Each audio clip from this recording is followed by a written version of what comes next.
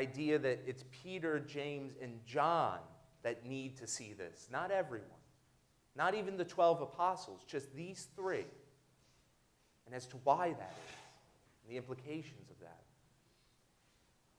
I talk about context all the time. Immediately following this story comes one of the turning point in Luke's gospel. Luke chapter 9, verse 51. And Jesus resolutely turned his face towards Jerusalem. It's when he switches, he accepts his fate and decides, I will die for these people, and begins his journey towards his death. This is what happens just before that. All of this is immensely deep. And yet, the detail I want to focus on is a small little aspect, because it relates back to our first reading. Our first reading is really, really, really important as well. It's Genesis chapter 15. Now, as we know, God made covenant with Abraham. But a lot of us are confused or don't really know what that all means. So a quick refresher. Abram was from Ur of the Chaldeans. It's in modern-day Iraq. It's a real city-state that we know existed. That's pretty cool. And he was called by God to go to Canaan, which today we would call Israel. God made Abram 3 promises. You will inherit the land on which you are living, Canaan. Your descendants will be as numerous as the stars of the sky or the sand on the shore of the sea. And through you I will bless many nations. You will be a blessing to the nations. God ratifies each covenant separately. It's one covenant, but each part of the covenant is ratified separately. Now, when we think of covenants, we often get it wrong.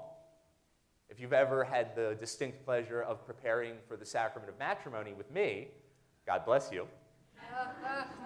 But we definitely learned about covenants, because marriage is a covenant. But we often think of them as contracts. They're similar, but not the same.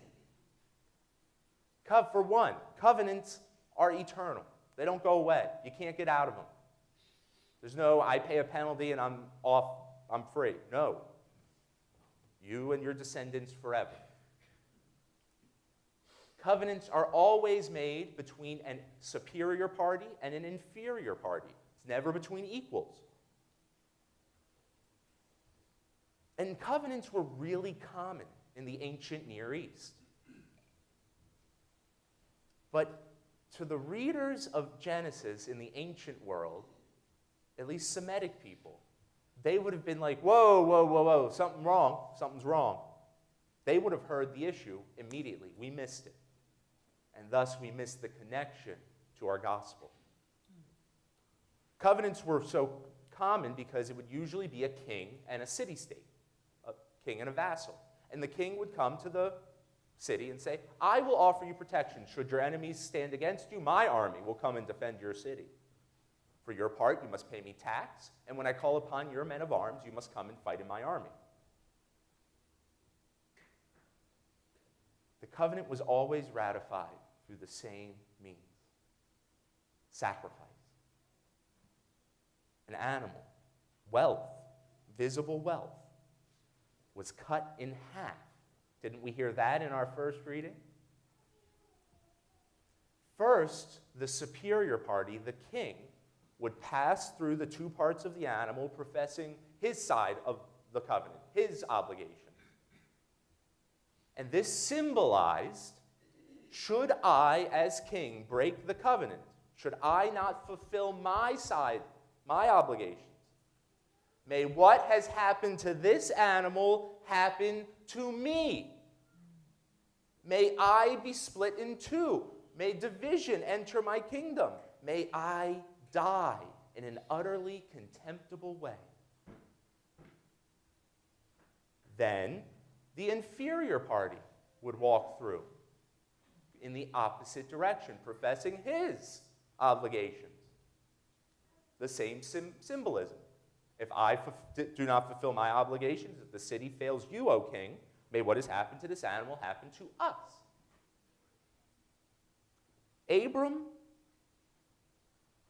in ratifying the first part of the covenant, has a vision of a smoldering pot and a torch, that which gives heat and light, passes through the two parts of the animal. It represents God. And then the story ends.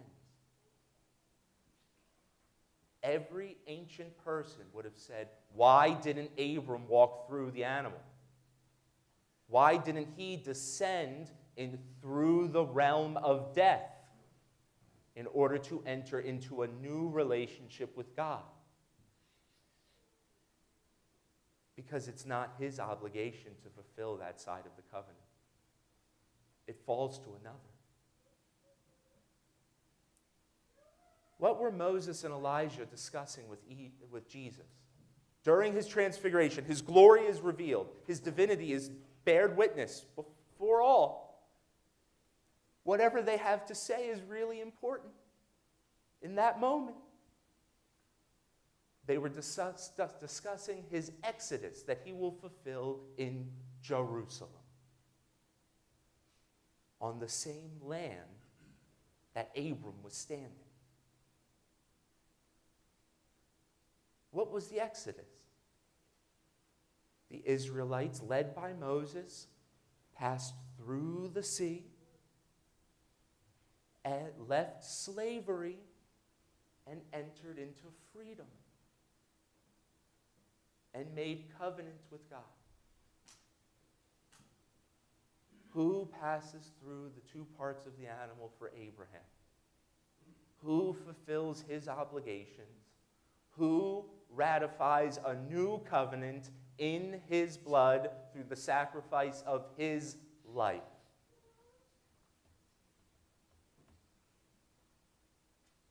$3,600 years ago, God made covenant with Abraham. And we still look upon the image of that covenant's ratification. Wow.